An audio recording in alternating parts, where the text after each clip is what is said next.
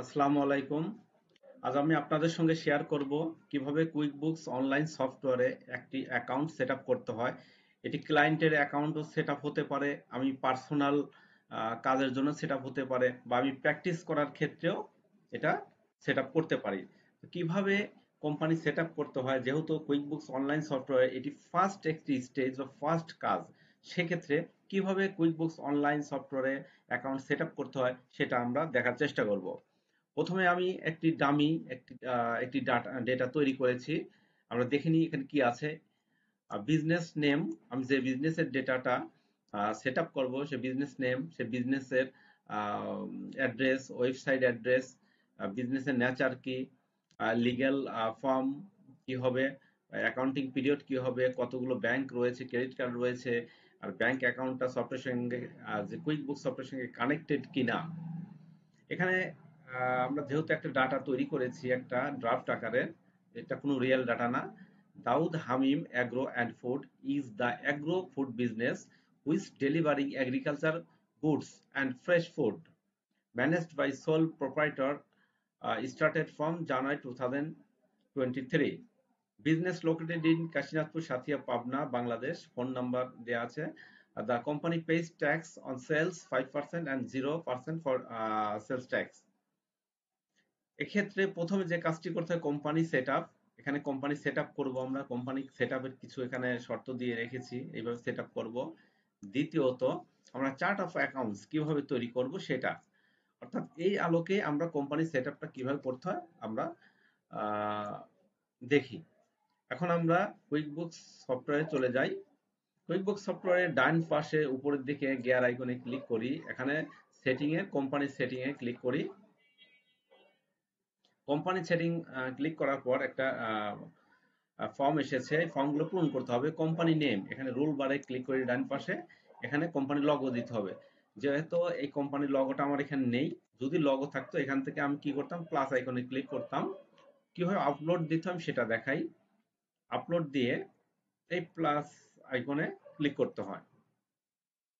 Click করার পর যদি আমি মনে করি এই লগোটা এই কোম্পানির, তাহলে এই লগো এখানে ওপেন ক্লিক করে সেভ দিলেই এই লগোটা আমার আপলোড হয়ে যাবে।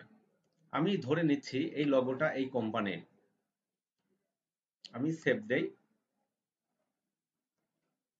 লোগো আপলোড হয়ে গিয়েছে, এখানে লগো আপলোড হয়ে গিয়েছে। আমি ধরলাম এই লগোটা এই কোম্পানির। তো এখন এই কোম্পানির নাম, কোম্পানি নেম লিখতে হবে দাউদ হামিম অ্যাগ্রোফুড। এখন সেভ সেভ দিয়ে দিই আমরা।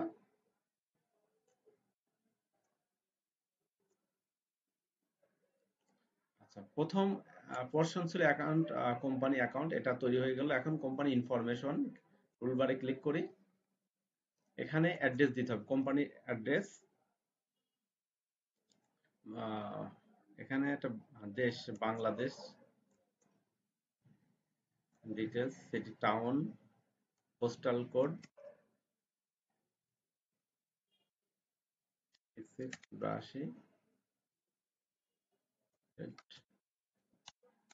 পাবনা।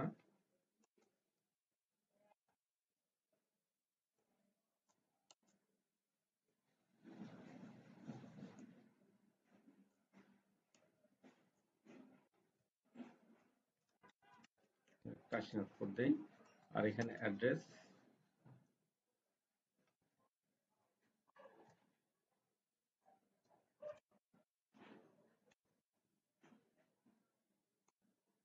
এখন এই জেলার নাম এখানে, দেশ আফগানিস্তান, আমাদের বাংলাদেশ সিলেক্ট করতে হবে।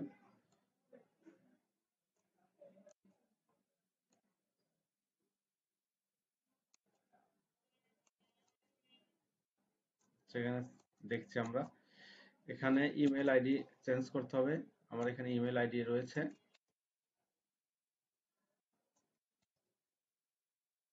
ইমেল আইডি দিলাম। কোম্পানির ফোন নাম্বার দিতে হবে,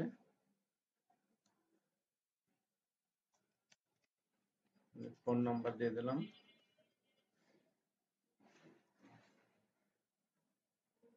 কোম্পানি ওয়েবসাইট থাকলে ওয়েবসাইট দিতে হবে।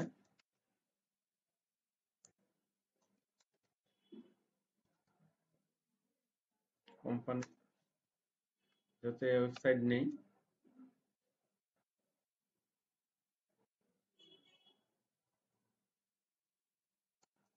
সেভ দিয়ে দিই আমরা, এটা সেভ হয়ে গিয়েছে। এখন আমরা অ্যাকাউন্টিং মেথড ক্লিক করি। এখানে দুইটি মেথড থাকে, ক্যাশ এবং অ্যাকুরাল। আমাদের এখন ওয়ার্ল্ড ওয়াইড ম্যাক্সিমাম অ্যাকুরাল বেসিসে অ্যাকাউন্টিং হয়ে থাকে। অ্যাকুরাল বলতে আপনার বাকিতে ক্রয় বিক্রয় সেকশন থাকবে, আর ক্যাশ মানে কি, ক্যাশ মানে কোনো বাকি সেকশনই থাকবে না। আর অ্যাকুরাল ভিত্তিতে যখন ট্রানজাকশন হবে ঘটবে তখনই অ্যাকাউন্টিং এ ক্রিয়েট করতে হবে। পরবর্তীতে এই অ্যাকুরালটাই ক্যাশ বেসিসে চলে আসে। তো আমরা অ্যাকুরাল বেসিসে রাখি, সেভ। এখন বিন নাম্বার আমার নেই, এটা যদি থাকে আমরা দিয়ে দেবো, যেহেতু প্রতিষ্ঠান নেই দিচ্ছি না। Categories, track class, track locations. এই ক্লাস লোকেশন আমার কিছুই নেই। Language English, continue with Intuit. Okay, এখন ডান। এই পোর্শনটা আমার ডান। দ্বিতীয়ত আবার কোম্পানি সেট আপে যাই।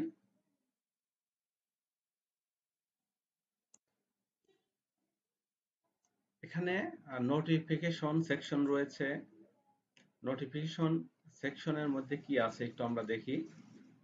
এখানে never miss A work update, the assignment change task. আচ্ছা, ওকে।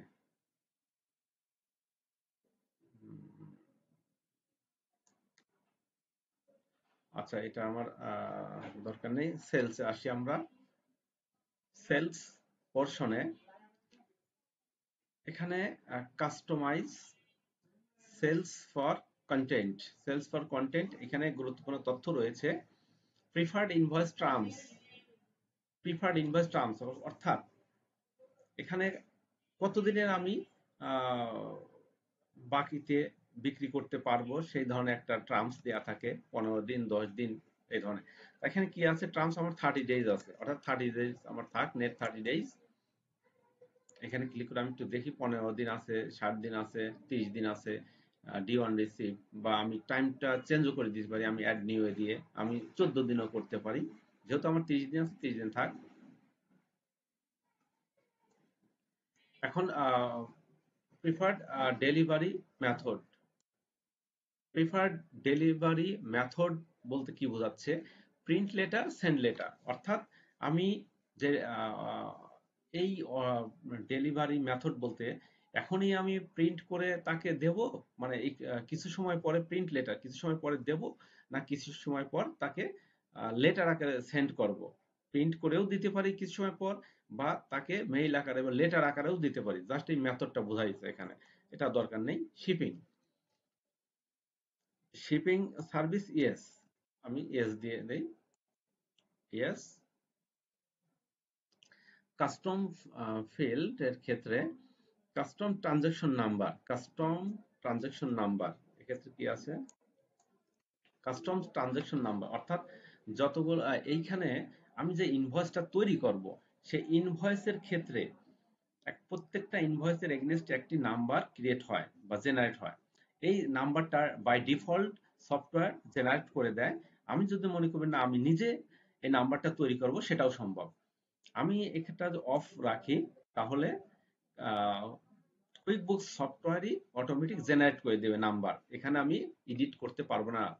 আর যদি এটা আমি অন রাখি, তাহলে এই ক্ষেত্রে কুইক বুক সফটওয়্যার একটি নাম্বার জেনারেট করে দেবে ইনভয়েসের এগেইনস্টে। আমি ইচ্ছা করলে ওই নাম্বারটা এডিট করতেও পারি, বা নিজের মতন করে একটা নাম্বার ক্রিয়েট করে দিতে পারি। এটা আমার অন থাক। Service date, service date service required when use revenue recognize, আচ্ছা দরকার নেই। ডিসকাউন্ট, এখানে ডিসকাউন্ট গিভেন, নো, ডিসকাউন্ট দেওয়া হচ্ছে না। ডিসকাউন্টটা কি, এটা দিলে আমার ইয়েস হয়, যেহেতু নো, নো রাখি। ডিসকাউন্ট হলো আমি 100 টাকা 150 টাকার একটা প্রোডাক্ট বিক্রি করলাম, তার এগেনস্টে দেখা যাচ্ছে তাকে 20 টাকা আমি ডিসকাউন্ট দিলাম বা 20 টাকা কম নিলাম। 150 টাকার মধ্যে 20 টাকা ডিসকাউন্ট দিলে 130 টাকা পাবো। এই 20 টাকার যে ডিসকাউন্ট দেবো কিনা সেটাই অফ অন কে বোঝায়। আমার যেহেতু এখানে নো আছে, আমি ডিসকাউন্ট দেবো না, আমি নো রাখি। ডিপোজিট, এই ডিপোজিট বলতে এখানে কিছু নেই। তো এই ডিপোজিটটা হলো আমার অ্যাকাউন্টে অন্য কেউ ফান্ড ট্রান্সফার করতে পারবে, আমার এখানে টাকা দিতে পারবে কিনা অনলাইনে, জাস্ট এটা অনলাইনে ডিপোজিট বোঝাচ্ছে, অনলাইনের মাধ্যমে টাকাটা আমার এখানে ডিপোজিট করতে পারবে কিনা, জাস্ট এটাও অফ আছে। ট্যাগ, এই ট্যাগটা হচ্ছে বিভিন্ন কোড, এখানে ট্যাগ বিষয় কিছু নেই। এখানে আমার বারকোড বলি না, সেই বারকোডের একটা ট্যাগ থাকে, সেই ট্যাগ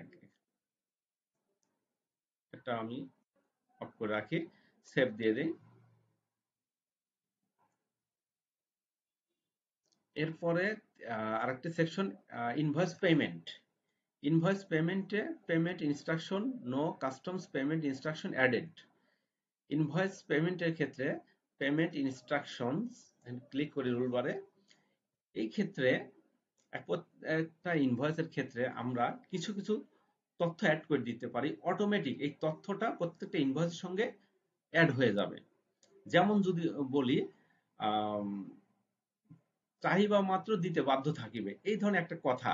আবার যদি আমরা বলি যে বিল পাওয়ার, মানে প্রোডাক্ট পাওয়ার 5 দিনের মধ্যে আপনি অর্থ দিতে বাধ্য থাকিবেন, বা এই ধরনের কোনো একটা স্লোগান আমরা অ্যাড করে দিতে পারি। বা আহ, সততাই সর্বসুখের মূল, সরি স্বাস্থ্যই আহ, সর্বসুখের মূল, এই ধরনের কথাগুলো আমরা অ্যাড করে দিতে পারি এখানে।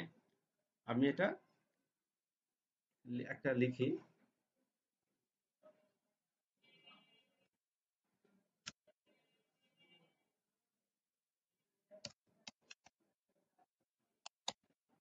সেভ পেপার সেভ ট্রি, একটা কথা লিখে দিলাম, এটা 255 লেটারে লেখা যায়। ফিনান্স, ফিনান্সিং এনেবল থাক।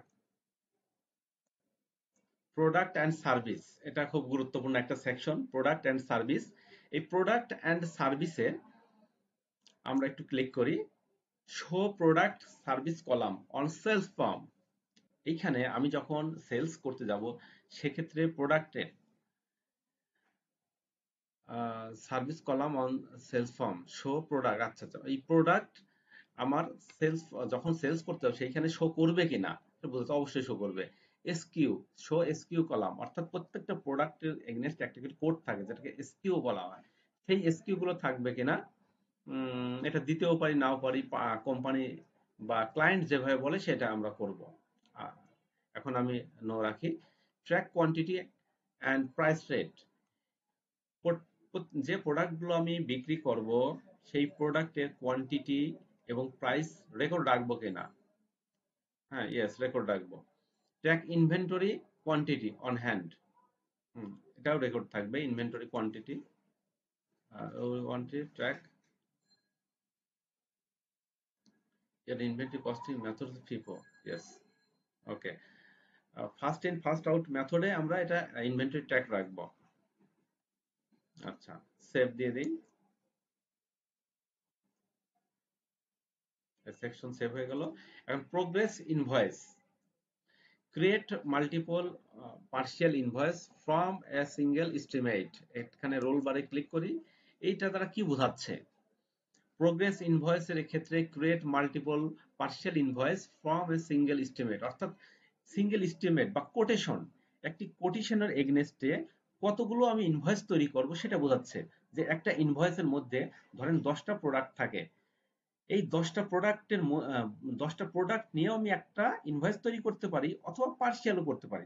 আজকে আমি অর্ডার দিলাম বা কোটেশন তৈরি করলাম 10টা আইটেমের, কিন্তু এই 10টার মধ্যে আমার 5টা বা 6টা আইটেম পছন্দ হলো, এই 6টা আইটেমেরই আমি একটা ইনভয়েস করলাম। পরবর্তীতে এই আর যে আইটেম থাকে তার মধ্যে 2টা আইটেম পছন্দ হলো, সেই 2টা আইটেমের একটা ইনভয়েস ক্রিয়েট করলাম। এইগুলোকেই বলা হয় পার্সিয়াল ইনভয়েস।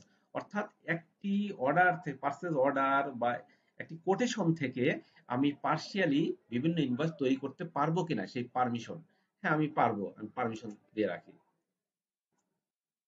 সেভ। পরবর্তী message default email message sent with sales form. এই ক্ষেত্রে আমি ক্লায়েন্টের কাছে যে মেসেজ গুলো যাবে সেই মেসেজ গুলোতে কি সম্বোধন করব? ডিয়ার, মানে তাদের ফুল নেম থাকে, সেলস ফর্ম ইনভয়েসের ক্ষেত্রে বা এস্টিমেটের ক্ষেত্রে বা স্টেটমেন্টের ক্ষেত্রে আমার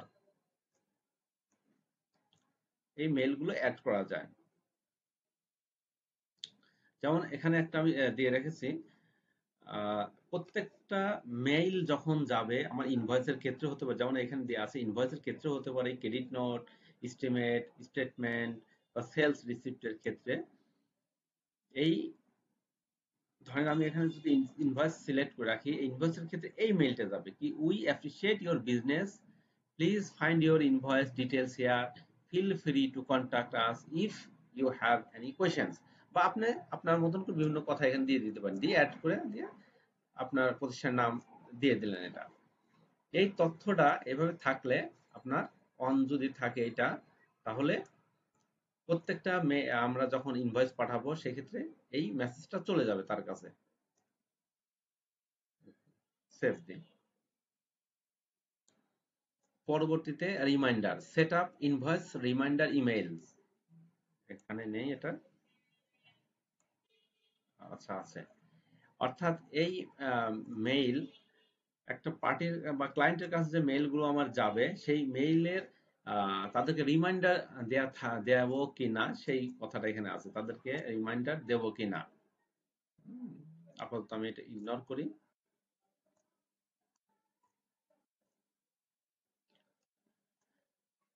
আচ্ছা, রিমাইন্ডার, আচ্ছা, বা এটা আমি অন রাখলে সমস্যা নেই। Online delivery, email options for all sales form online delivery, email options for all sales form. এখানে show short summary in email, show full details in email, invoice, additional email options for invoice online, email options for all sales form. Save দিয়ে দিচ্ছি এটা। অর্থাৎ বোঝাচ্ছে যে আমরা যে invoice গুলো তৈরি করবো সে সেলস ফর্ম গুলোর ক্ষেত্রে এই ইমেল থাকবে কিনা, অবশ্যই থাকবে। Statement, show aging table at bottom of statement, এটা অন রেখেছি।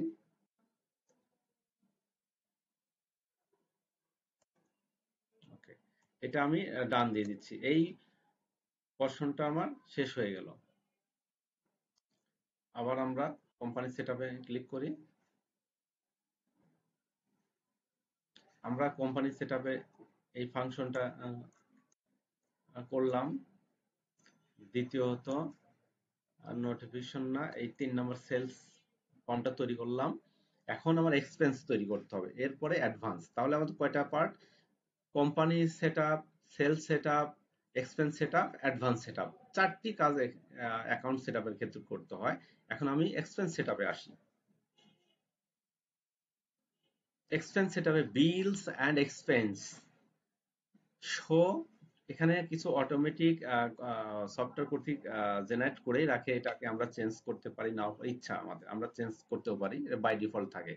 Show items table on expense and purchase form, অর্থাৎ পারচেজ যে ফর্ম বা পারচেজ বা বিল তৈরি করতে বা এক্সপেন্সের যে জার্নালটা আমরা এখানে তৈরি করব সেই সময় এই টেবিলটা থাকবে কিনা।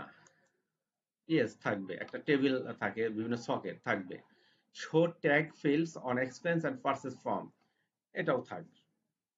Track expense and item by customer, track expense and item by customer, এটা ট্র্যাক থাকবে, এটাও থাকবে।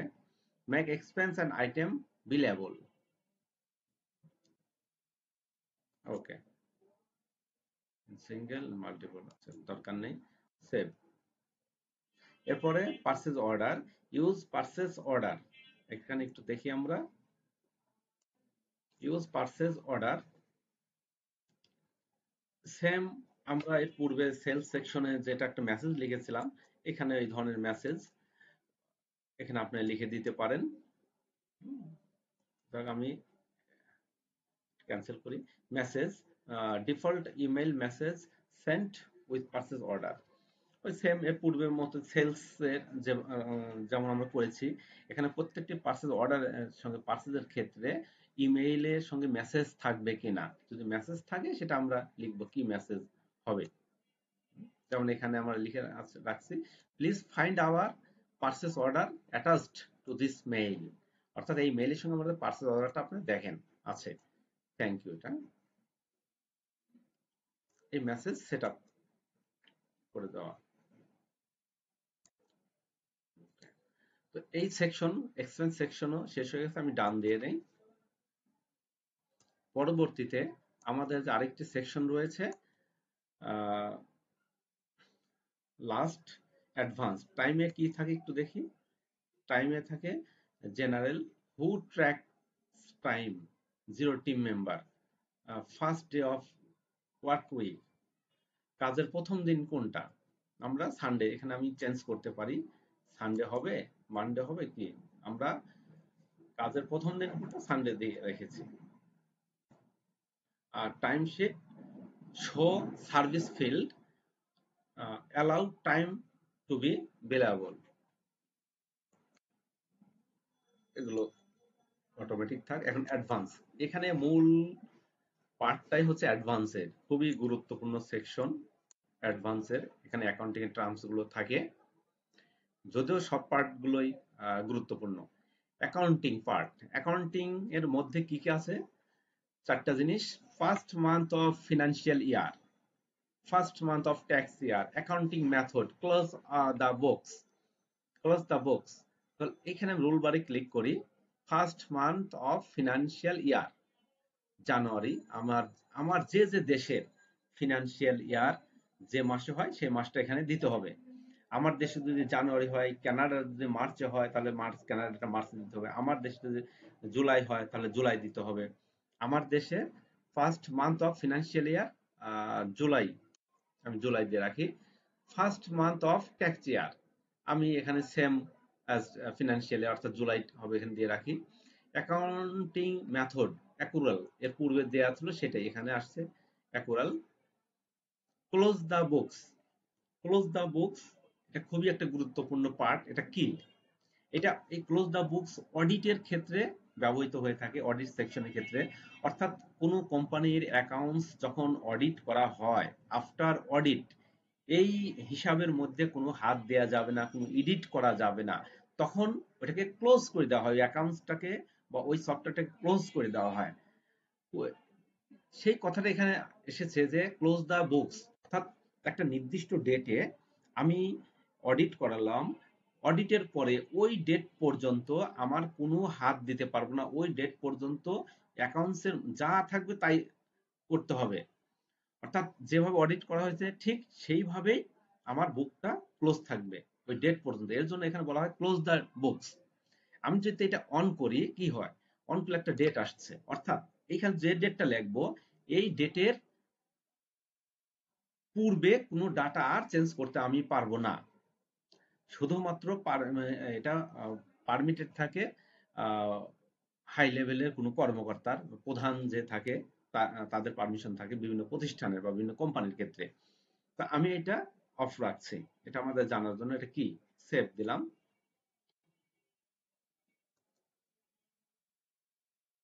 সরি, এটা জানুয়ারি,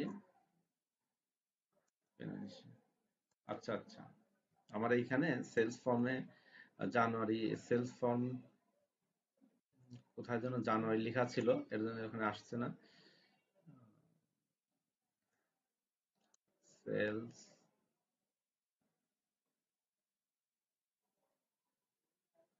শিপিং মেথড, আচ্ছা, এক্সপেন্স,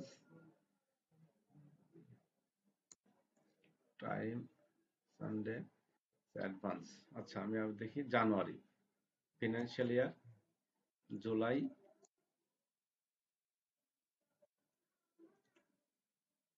অ্যাকুরাল, সেভ। আচ্ছা, এখন নিয়ে নিল ফিনান্সিয়াল, ওকে। এখন chart of accounts, chart of accounts হচ্ছে প্রত্যেকটা অ্যাকাউন্টের এগেনস্ট একটি কোড, এই কোড দ্বারা নির্ণয় করা হয় যে এটা এক্সপেন্স, রেভিনিউ, নাকি অ্যাসেট, লাইবিলিটিস। এই চার্ট অফ অ্যাকাউন্টসের এই কোডগুলো ব্যবহার করার যে করতেই হবে এই ধরনের আইনগত কোনো বাধা বাধ্যকতা নেই। তবে আমাদের বিভিন্ন অডিটের ক্ষেত্রে বা নিজেদের অ্যাকাউন্টসের বোঝার ক্ষেত্রে এই কোডগুলো দ্বারা আইডেন্টিফাই করা হয় যেটা কোন এই অ্যাকাউন্টসটা অ্যাসেট হবে না লাইবিলিটিস, এক্সপেন্স অর রেভিনিউ, এগুলো বোঝার সুবিধার্থে এই কোডগুলো ইউজ করা হয়। এই কোড যে ইউজ করতে হবে এটা না কিন্তু। তো এই কোডগুলোর একটা 1 2 3 4 gap, GAAP general accepted accounting principles এর রুলস অনুযায়ী 1 তে অ্যাসেট বোঝায়, 2 তে লাইবিলিটিস, ফার্স্ট কোডের কথা বলছি, 3 তে রেভিনিউ, 4 তে এক্সপেন্স, অথবা 5 6 7 8 9 এগুলো এক্সপেন্সের মধ্যে কাউন্ট করা যায় as per rules of gap. আমরা এটাকে অন রাখি, অন করে দেই, আমি দেখবে কোড আমরা ইউজ করব। শো অ্যাকাউন্টস কোড, ইয়েস আমি কোডটা ইউজ করি, save. Okay, chart of accounts on হয়ে গেছে এখন। অটোমেশন, অটোমেশনে free fill forms with previously entered content, অর্থাৎ এই ফ্রি ফিল ফর্ম, অর্থাৎ আমি যদি কোনো ট্রানজ্যাকশনে লিখতে যাই, পূর্বে আমি পূর্বে ধরেন যে আমি পূর্বে একটা পার্টির নাম লিখেছি রহিম ব্রাদার্স, আমি যখন আর লিখতে যাবো এই ফর্মে, এই ফর্মে, তখন আর লিখলেই রহিম ব্রাদার্স চলে আসবে অটোমেটিক। এটাকে বলা হচ্ছে ফ্রি ফিলস। পূর্বে যেটা আমি রেকর্ড করেছি সেটা বাই ডিফল্ট সফটওয়্যার ধরে ধরে নিয়ে এই ক্যাপিটাল মানে এই ওয়ার্ডটা আমার সামনে উপস্থাপন করছে। আমি যখন আর লিখছি তখন রহিম চলে আসছে। আমি ধরেন যদি পূর্বে বাংলাদেশ কথাটা লিখে রাখি, এখন যদি আমি বি দিয়ে লেখা শুরু করি, ফার্স্ট বি, তখন বাংলাদেশ চলে আসবে, অর্থাৎ ফ্রি ফিল ফর্মে আকারে চলে আসবে। আমি এটা অন রাখলাম। Automatic invoice unbilled activity, automatic apply by payment. আমি রুল বারে দেখি, automatic invoice unbilled activity, automatic, okay ঠিক আছে, সেভ। আচ্ছা, project, use project financial tracking, দরকার নেই এটা। Currency, home currency Bangladeshi taka, multi currency, এখানে হোম কারেন্সি আমি যে অ্যাকাউন্টটা তৈরি করছি এই অ্যাকাউন্টটা বাংলাদেশের, এর জন্য আমার বাংলাদেশি টাকা দিচ্ছি। আমি যদি মনে করি এই বিজনেসটা আমার বাংলাদেশের বাইরে আছে, আমি ধরলাম এই বিজনেসটা আমার কানাডায় আছে, সেক্ষেত্রে আমি মাল্টি কারেন্সি ইউজ করতে পারি। মাল্টি কারেন্সি ইউজ করব, এখানে রুল বারে ক্লিক করে এই মাল্টি কারেন্সি এখানে সিলেক্ট করে দিতে হবে এবং কোন দেশের কারেন্সি নেব সেটাও আমাকে দিতে হয়। আমি দিচ্ছি যে আমার অন্য কোনো দেশে বিজনেস নেই, আমার কারেন্সি একটি থাক, আমার দরকার নেই, জাস্ট বাংলাদেশ কারেন্সি। আদার প্রিফারেন্স, আদার প্রিফারেন্স খুব গুরুত্বপূর্ণ একটা সেকশন।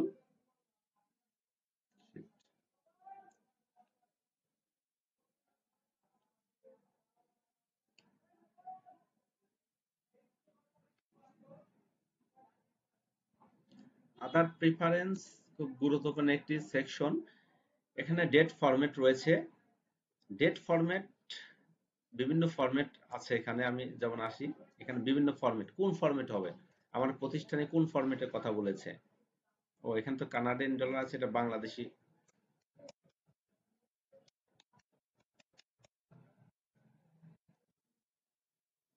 টাকা,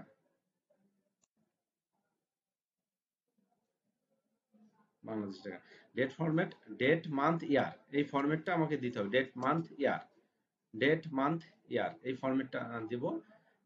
কারেন্সি ফরম্যাট, কারেন্সি ফরম্যাট বলতে কিভাবে আমি উপস্থাপন করব আমার 123-এর পরে দশমিক, তারপর 456 কমা, এইভাবে, নাকি এই সামনে এইভাবে, কোন ভাবে আমি এটা দেখতে চাই সেটা আমার উপর ডিপেন্ড করছে যে আমি কিভাবে দেখতে যাচ্ছি।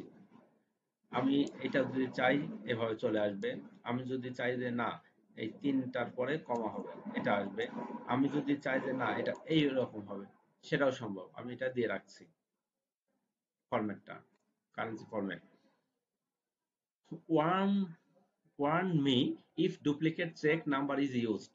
হ্যাঁ, অর্থাৎ আমি বিভিন্ন কাজের ক্ষেত্রে চেক ইস্যু করে থাকতে পারি এই প্রতিষ্ঠানটা থেকে।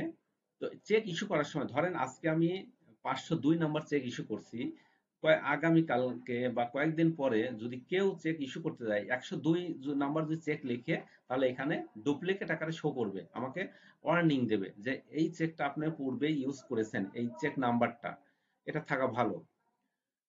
Warn me when I entered a bill number that's already been used for that supplier। অর্থাৎ এক্ষেত্রেও সেম, আমি যদি কোনো বিল সাপ্লায়ার এগেনস্টে কোনো বিল এখানে ক্রিয়েট করি, সেক্ষেত্রে যে নাম্বারটা থাকবে সেম নাম্বার যদি পরবর্তীতে আমি দিতে যাই ম্যানুপুলেট করে, সেক্ষেত্রে আমাকে ডুপ্লিকেট শো করবে, আমাকে ওয়ার্নিং দেবে যে এই নাম্বারটা আপনি পূর্বে ইউজ করেছেন। এটা থাকা ভালো, এটা আমি অন করে দিচ্ছি। Warn me if duplicate journal number is used. Okay, এটাও ভালো থাকা।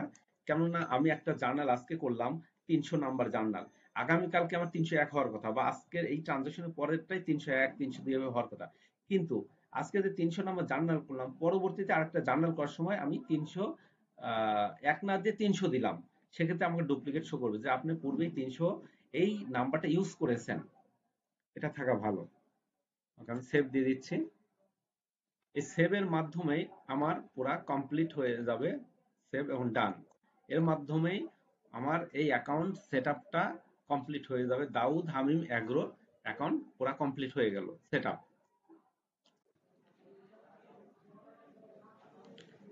ধন্যবাদ সকলকে আমার সঙ্গে থাকার জন্য। আসসালামু আলাইকুম।